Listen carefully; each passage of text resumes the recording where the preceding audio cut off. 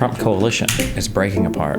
What an impotent leader to be sitting there talking about coming back to the negotiating table. It's like sitting after Pearl Harbor and telling FDR, now's the time to go negotiate with the Japanese. Right. Negotiations are over now. The time for negotiations was before this. And so, yeah, Donald Trump looks, and man, I supported him this last year. I apologize for doing so. It was a bad calculation. At the time, it seemed like the right one.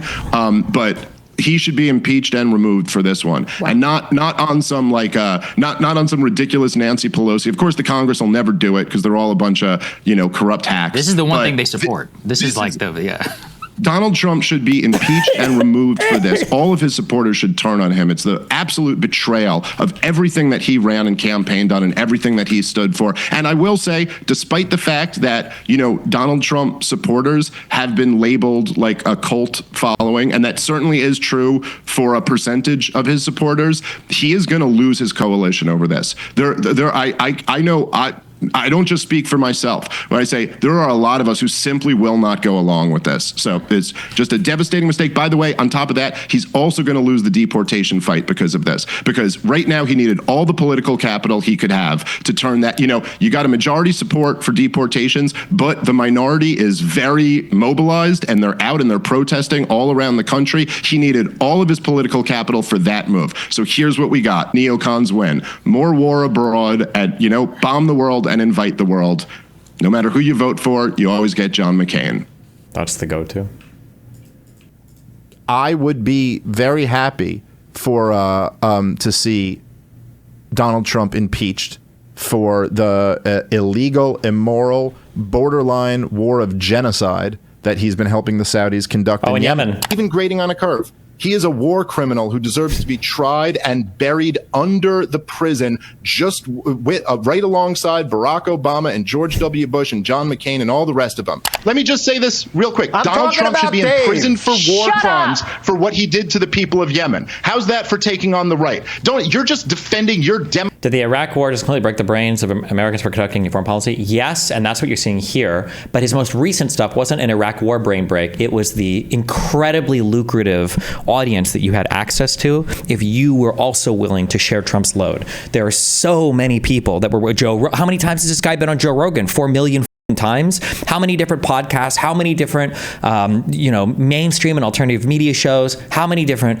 hits on YouTube? How many different, all the engagement across the entire apparatus that you work through is just enriched so much by being a Trump suck. The whole audience, half of America, is waiting to embrace you with open arms. And for some reason, almost nobody could resist the allure of having that audience fall in love with them. I think it's a little bit pathetic, but Democratic president. Good. I actually stand on principle. Lockdowns and keeping Fauci on the job and Yemen and Israel and Iran. And there's just the government spending. And there's just a lot of them that it's I just kind of can't forgive him for. But I think I might vote for Trump.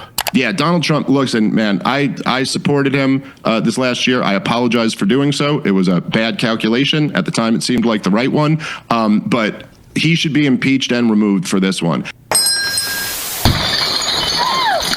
Base. What happened to the Constantine guy? He's been going in on Dave Smith. Dave, I'm not trying to be a dick, but this is exactly what Douglas was saying to you. He was saying you talk about things you don't understand with a level of competence that's inappropriate. And he pretended he was calling for censorship. You can't have it both ways. Damn. Trump got ass pain. Trump does not like Macron.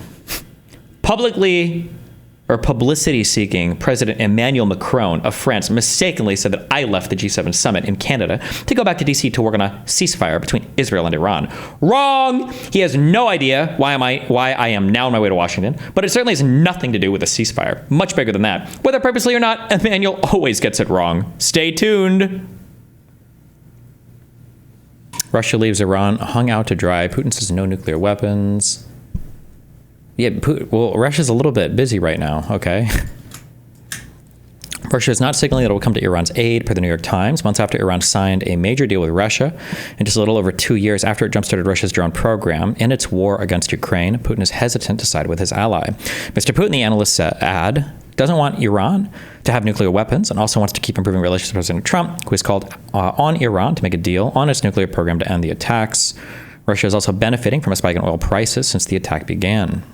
You're director of national intelligence. You have that Iran is building a nuclear weapon. Your intelligence community has said they have no evidence that they are at this point. Well, then my intelligence community is wrong. Who in the intelligence community said that? He has no idea about literally anything, and he doesn't know what is happening in the world. He doesn't know what's happening in his own government. He doesn't know what's happening on TV. He has no concept of anything. He's an actual fucking midwit. Or dimwit, sorry, not midwit. He's a dimwit. You're director of national intelligence, Tulsi Gabbard. She's wrong. Okay, Laura Loomer tweets. Oh boy.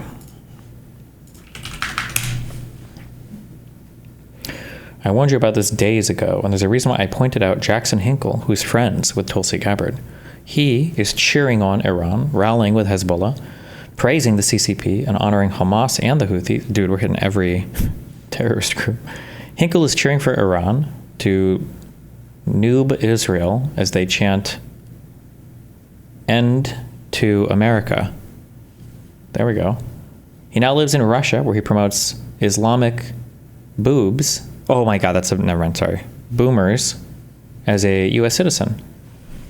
Wait, does Hinkle live in Russia now?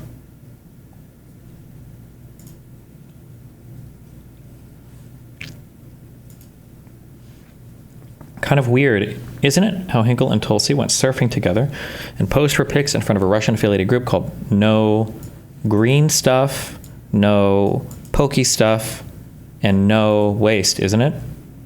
This is very troubling, and it isn't a matter of whether you're friends with someone. It's about our national security. There are foreign ops being run on social media to undermine President Trump. See for yourself. Wow. Wow. Wow. Wow. Wow. We're in such a bizarro world. You've got me nodding my head to Tucker Carlson videos. You got Tucker Carlson going, why are we going to war with Iran again? And I'm like, yeah, you tell him, brother. Hello, everybody. Welcome once again to the Weekly Show podcast. My name is Jon Stewart, and I will be the host today of your podcast as we find ourselves in a unbelievably fraught moment in a crossroads of history. And I think I want to talk just a very brief moment about the president of the United States, Donald Aloysius Trump. You hear a lot about the grifting and the corruption and the meme coin and the authoritarian tendencies and the overuse of executive action and his militaristic fetishizing of bringing troops into American cities and ripping families apart and just the general moral decay and abyss that we find ourselves living through. But I have to say, I just don't think we talk enough about the incompetence. The just rank shittiness of how they accomplish things and the price we are paying for his inability to. It's as though everything that occurs on the world stage is just another weekly episode of his program. What's this week's episode? Liberation Day and tariffs. Great. Let's do that. Oh, hey, it's tanking the bond market and everybody is freaking out. Oh, great. Yeah, no, that's the plan. Now we're just going to give everybody 90 days. And then he comes on and goes, everybody's kissing my ass to make deals. But nobody seems to be making any fucking deals. And so then we just move on to the next episode. Oh, this week's episode is we're going to go in with the military to Los Angeles because that's exploding in chaos and violence, even though it's not. And God, if anybody has experience dealing with unrest in Los Angeles, it's the people that the cops that already live there. And now it's Iran, and it's just it's the Iran episode. And I gave him 60 days because I'm the deal maker in chief, and we're going to have a nuclear deal, and this is all going according to plan. And it's utter incompetence. We're in such a bizarro world. You've got me nodding my head to Tucker Carlson videos. You got Tucker Carlson going, why are we going to war with Iran again? And I'm like, yeah, you tell him, brother. Like, that's how fucking upside down we find ourselves in this moment. And it's all based on one distinct premise. And that is, we are being led by someone who doesn't know what they're doing. And out of Doge has a skeleton staff of, speaking with Ben Rhodes, who's the co-host of Pod Save the World and a former deputy national security advisor to President Obama, and Christiane Amanpour, CNN's chief international anchor, host of the new podcast, Christiane and the X-Files with Jamie Ruman. Ben and Christiane, thank you so much for joining us. This is such a fraught moment. And Christiane, I want to start with you because you have just had, we've been hearing from Israel, we've been hearing from the United States, we've been hearing from a variety of sources. You have just gotten off with a discussion with the deputy foreign minister in Iran. So if I could very quickly, Christiane, what is the viewpoint from Iran right now? Well, I'm going to download quickly because I've literally just come off the set. And just to give you a context, it's very difficult. They're internet, because of these strikes, are very compromised. Their phones are very compromised. Obviously, you can see they've been targeted assassination of leaders by the Israelis. They have wiped out a whole layer of military leadership, and people are scared about using their phones. So just to get this was quite extraordinary. And I didn't ask exactly where he was, and he didn't want to tell me. But nonetheless, in don't Tehran. imagine anywhere. Yeah. Right. So in response to what President Trump has been saying, like, I demand unconditional surrender. That we could get your supreme leader Ayatollah Khamenei if we decided. I might not. He's also just been saying, Trump, I might join Israel on these strikes. I might not. There's just a lot of mixed messages coming out, and I'm not sure what Trump intends. But he said, the deputy Iranian foreign minister, that look, we do not buckle under threats, and it's very boilerplate Iran commentary. But it happens to be, true based on history. He reminded me how they'd gone through 8 years of war with Iraq and Saddam Hussein, how the whole world was not on their side, and how they emerged without surrendering. And he said the same here. He said, Israel is trying to destroy them, and that we will not surrender, and we will continue to defend ourselves. But he did say, and I think Ben would be interested in this, that we thought we were going to a negotiation on Sunday, June 15th in Oman. I was, and my bosses were headed that way. And then 2 days before, out of the blue, we were attacked across the country. And he also said that civilian areas were attacked, and buildings and infrastructure, as well as the military and nuclear sites. I happen to know this for a fact. I'm half Iranian. I grew up there. I know many of the locations, but importantly, I still have family and friends. So I'm listening to them, and there's a huge amount of panic, and it's very difficult for them right now. But that's the bottom line. And The Guardian says, all the talk right now is about when the U.S. goes after Iran's main nuclear facility, that they're going to be using these 5,000-pound bunker buster bombs.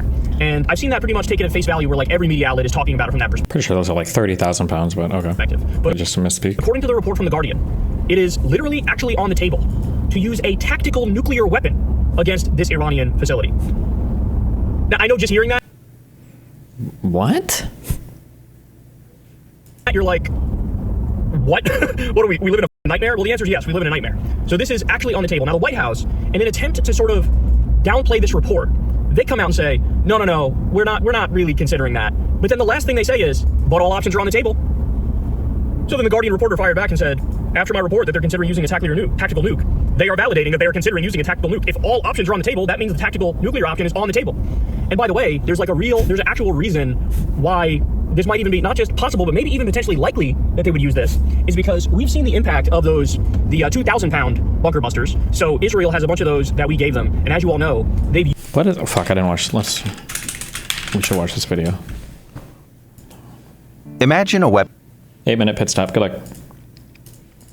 Been so powerful, it can cut through concrete, earth, and steel to obliterate underground bunkers, weapon silos, and command centers buried hundreds of feet beneath the surface. In today's exploration, we'll unravel the engineering secrets behind bunker buster bombs and missiles, which enable militaries to penetrate fortified targets with unmatched precision and power. This is crazy. I think they just... Well, it's not really that crazy. It's crazy because you can't do too many of them. Because it's like a conventional warhead instead of a conventional ICBM, but they put your mom at the end of it, and she just... Speed impact to delayed detonation. These specialized weapons represent a remarkable leap in military technology, capable of taking out targets that once seemed untouchable. Modern warfare, where adversaries shield their most critical assets under layers of reinforced concrete and deep underground, conventional bombs don't stand a chance. But bunker busters do. They are designed to breach these hardened defenses, reaching targets hidden from ordinary weapons. So, how do they work? Let's dive into the key features that make bunker busters unique, taking a closer look at some of the most iconic examples and their roles in warfare. Bunker busters rely on a combination of speed, dense materials, and intelligent guidance to deliver powerful explosions exactly where they're needed. Here's how these elements come together in action. A critical factor in bunker busters' penetrating power is kinetic energy, which relies on mass and speed. When released from high altitudes, bombs like the GBU-28 gain enormous momentum as they accelerate downwards, harnessing gravity to achieve impact speeds that can pierce through earth and concrete. Gravity? Developed during the Gulf War, the GBU-28 was specially designed to destroy deeply buried bunkers in Iraq. Weighing in at 5,000 pounds, this bomb can smash through up to 100 feet of earth or 20 feet of solid concrete, reaching fortified command bunkers that other bombs simply couldn't touch. Damn!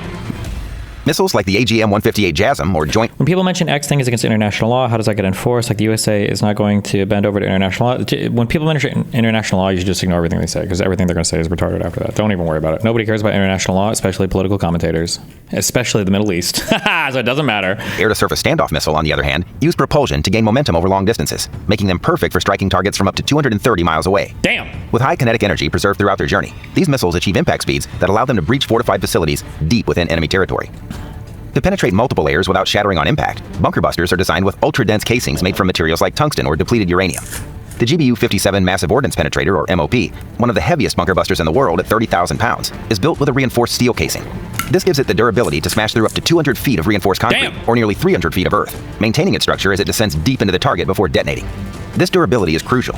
If the casing failed on impact, the bomb would detonate prematurely and miss its mark. The GBU-57's structural strength, combined with its sheer weight, allows it to penetrate the most fortified targets imaginable, including nuclear bunkers and command centers hidden far below ground. The Taurus KEPD-350 missile, a collaboration between Germany and Sweden, also showcases this concept with its unique Broach warhead, which has a two-stage detonation system. First, an initial charge pierces through the target's defenses, creating an entry point. Then, a secondary explosion, delayed until after penetration, delivers a powerful blast within the target's core. With this feature, the Taurus can disable even the most secure facilities, reaching depths that only bunker busters can achieve.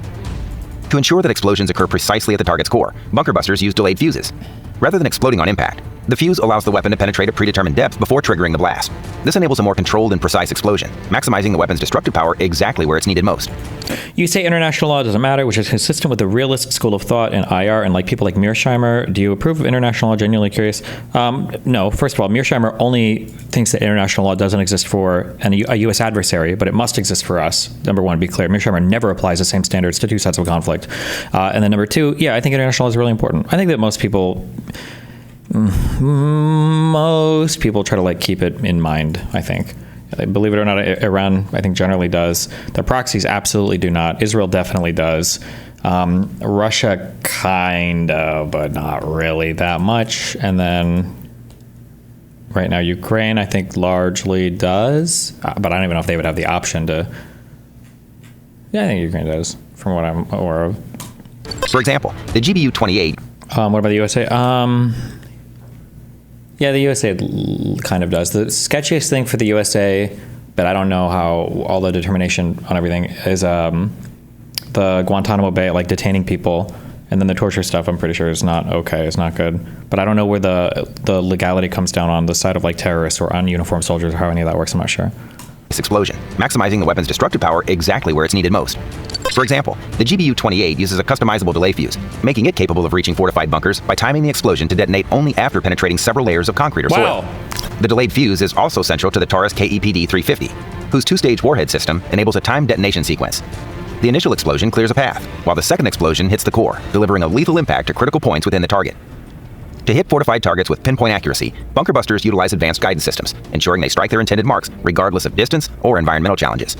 The GBU-28 is equipped with laser guidance, which allows it to lock onto a laser-designated target. This high level of precision is crucial when striking hardened bunkers, where even a slight deviation could mean missing the target's most vulnerable spot.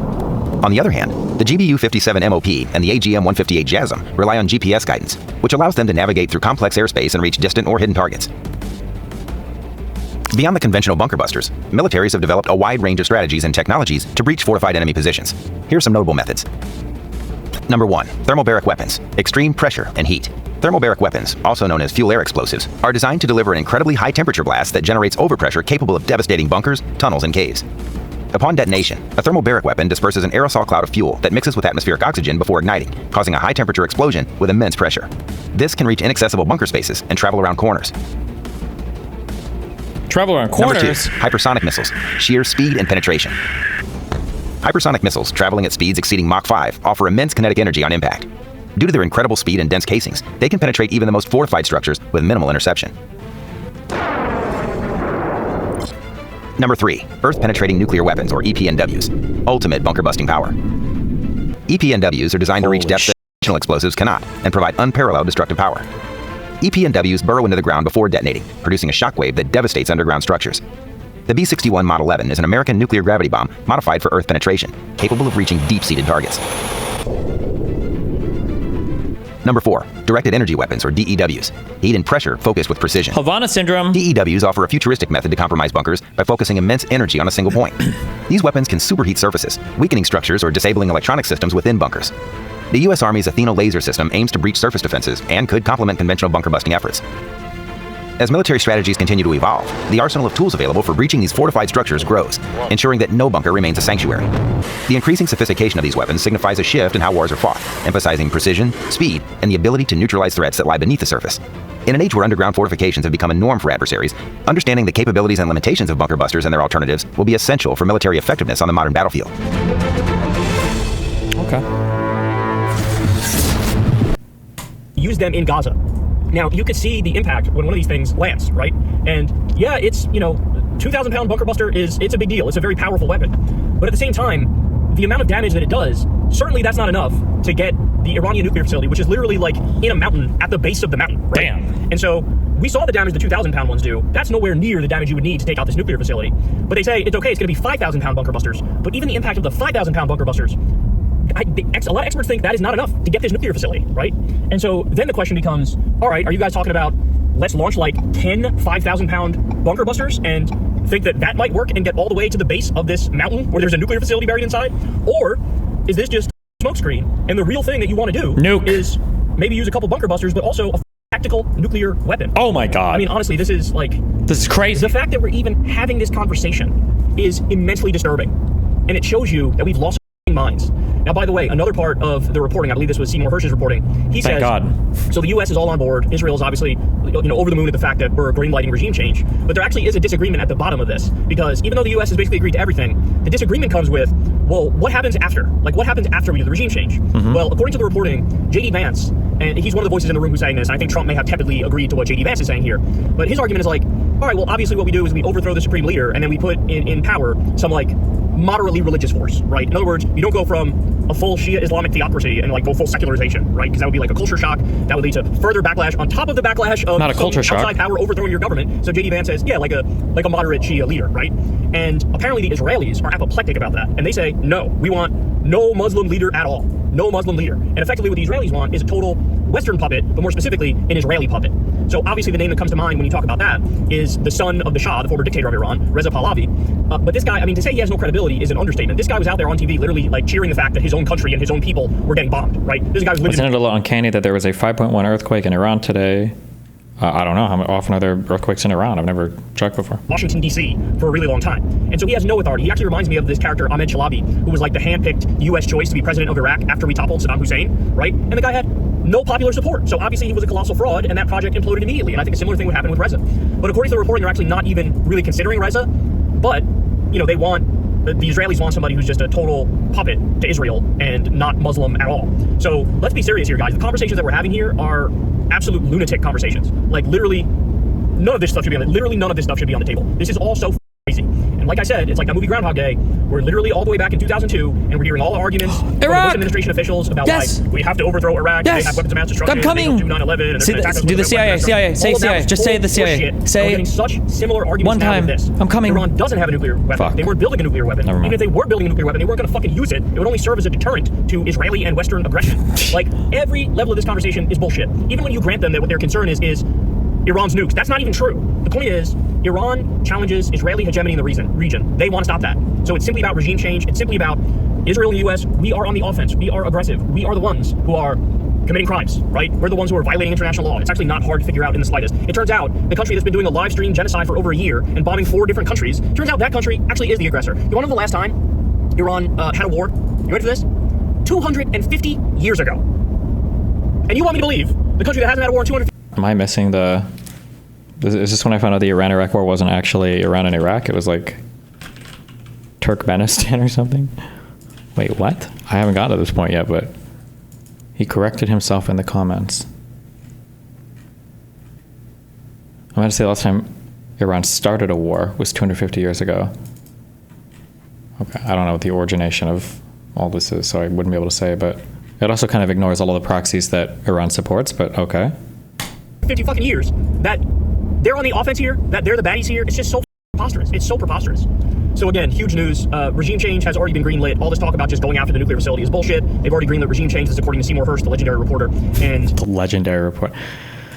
They are very seriously considering, if not leaning in favor of, using a tactical nuke. And the other thing is, if Trump in his mind feels like, if I use a tactical nuke in this scenario, that would help establish deterrence with the rest of the world, and that would make people think these motherfuckers crazy, and then Trump would get the fear and respect that he wants from the rest of the world. I'm saying this is in his mind. This is not the reality. The reality is you look at that and you go, this motherfucker is in an insane asylum in a straitjacket on Seroquel, right? That would be the correct reaction. But in his mind, he thinks, oh, this makes it much more likely that my word carries weight when I weigh in on Russia and Ukraine. This makes it more likely that all these countries like look down on us and don't like us, that they realize at the very least you have to fucking fear us and you have to listen to what we say. And so this is seriously being weighed, y'all. This is seriously being weighed. It's horrible.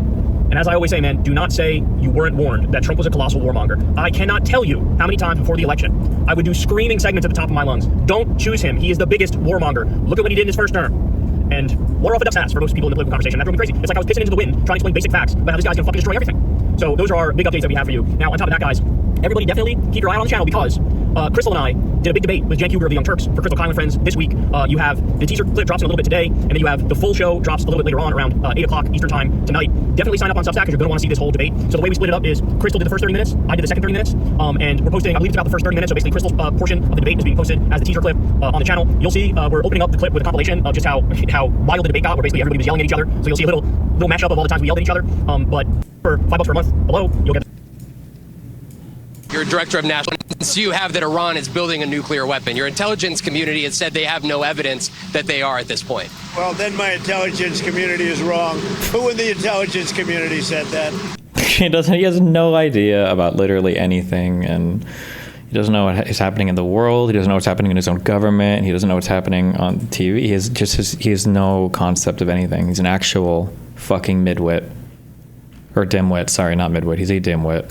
You're director of national intelligence, Tulsi Gabbard. She's wrong. So you have...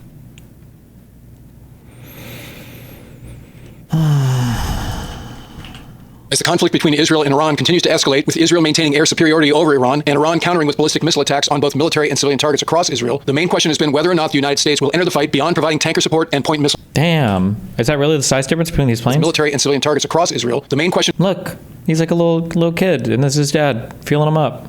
Has been whether or not the United States will enter the fight beyond providing tanker support and point missile defense. Late last week, President Trump left the G7 conference in Canada to return to D.C. to focus on the conflict. At that time, Trump expressed support for Israel and repeated the stance that it was unacceptable for Iran to acquire a nuclear weapon. At the same time, the U.S. military continued the massive mobilization toward the region. As Sluggo mentioned in the previous episode, over the weekend, the Air Force launched what is known as a conga line of cargo planes, tankers, and fighters eastward. The U.S. Navy announced that they were moving the Nimitz strike group from the Western Pacific to the North Arabian Sea, where it will join the Vincent strike group that has been there since Operation Rough Rider against the Houthis in Yemen started a few months ago. Wow. The Ford strike group is leaving on a scheduled deployment and could join the other two strike groups if required. Remember, we did an episode of Board Ford a year and a half ago, right after she returned from her previous deployment, and we wish Godspeed to the strike group as they get underway this time. But for all of these moving parts, it appears as if American involvement in the Israel-Iran conflict now boils down to one mission that Israel can't carry out by themselves, and that's taking out the nuclear enrichment facility buried 200 feet underground at Fordow, deep inside the borders of Iran. That mission calls for the B-2 Spirit stealth bomber armed with the GBU-57 massive ordnance penetrator. This wouldn't be the first use of this capability in recent history. Channel subscribers might remember that the B-2 armed with the MOP was employed against a Houthi underground weapons storage bunker during the Biden administration last October. Here's an excerpt from the episode we did at that time that gives some background about the GBU-57 and the B-2 stealth bomber. Okay. The B-2 is the only airplane in the inventory that can carry the GBU-57 massive ordnance penetrator, or MOP, a 30,000-pound GPS-guided munition that contains the equivalent of about 5,600 pounds of TNT. The Air Force has previously claimed that the MOP is capable of penetrating up to 200 feet underground before exploding. The GBU-57 was developed by Boeing specifically for the B-2 following the invasion of Iraq in 2003, when the U.S. military battle damage assessment revealed that their bunker busters were not effectively penetrating many Iraqi fortifications. But the massive bomb wasn't ready for operational use until 2011, when the Air Force took delivery of 20 of them at an approximate cost of $3.5 million each, including the associated support equipment. The MOP has proved to be an effective weapon, only hampered by the fact it doesn't fuse until it stops moving, which can cause it to fly through the intended target in certain cases. The B-2 was originally conceived during the Carter administration in the late 70s as one of the options for the Advanced Technology Bomber Program, the main technology being stealth. As a matter of fact, President Carter so believed that stealth was the key to success that he canceled the B-1 bomber program. He was later resurrected by the Reagan administration. The B-2 was designed as a super-secret black program labeled Senior Ice and built in a converted Ford auto assembly plant near Los Angeles. The aircraft rollout happened at Palmdale in 1988, and the first public flight was at Edwards Air Force Base in 1989. B-2s cost about $1 billion each. Originally, the U.S. Air Force was slated to buy 132 of them, but that number ultimately dwindled to 21, 19 of which are part of the current inventory, all based at Whiteman Air Force Base in Missouri. The B-2 is a 4-engine subsonic aircraft flown by 2 pilots, one of whom acts as the mission commander. The airplane is 69 feet long and 172 feet wide and can carry up to 50,000 pounds of ordnance. Pilots, one of whom acts as the mission commander. The airplane is 69 feet long and 172 feet wide and can carry up to 50,000 pounds of ordnance, including Mark 80 series conventional bombs, B-61 and 83 nuclear bombs, standoff weapons like JSOW and JASM, and as already mentioned... We really only have like 21 of these? Like today, that's how many have been manufactured? The GBU massive ordnance penetrator. In May, the U.S. Air Force moved 6 B-2s from Whiteman in Missouri to the remote island of Diego Garcia in the Indian Ocean. But satellite imagery shows that they're not there anymore, having been replaced by B-52s and F-15s. As stated in the previous B-2 episode, the Spirit is the only aircraft in the Pentagon's inventory that can deliver the massive ordnance penetrator, so all eyes are now on Whiteman Air Force Base. When President Trump left the G7, it seemed as if he might be eager to join Israel in the fight, invoking, quote-unquote, we, meaning Israel and the United States on social media when posting about the conflict. But a few days later, regarding when a strike might occur, President Trump said this from the Oval Office. I have ideas as to what to do, but I haven't made a final. I like to make the final decision 1 second before it's due, because things change. I mean, especially with war. Things change with war. It can go from one extreme to the other. And yesterday, White House Press Secretary Caroline Leavitt said this. Based on the fact that there's a substantial chance of negotiations that may or may not take place with Iran in the near future, I will make my decision whether or not to go within the next 2 weeks. President Trump's backing away from immediate action may be a function of inputs from MAGA influencers like Steve Bannon, who visited the White House yesterday, presumably to talk with the president about whether the U.S. should enter the fight with Israel against Iran. Bannon has been very vocal about how we should stay out of it because that doing otherwise would drag the focus away from the war on the deep state and be a betrayal of part of what got Trump elected, which is the promise of ending forever wars. Obviously, there's a lot going on here, and we'll be hawking the situation and providing updates as the information warrants. So if you're not already a subscriber, become one so you don't miss anything. And in the meantime, I look forward to talking to you again very soon. What the real truth about using a GBU 57? I thought this was going to be like some earth-shattering news. I felt like it was just a standard video. But I thought we were about to. What was the real truth? I thought we were getting some truth bombs.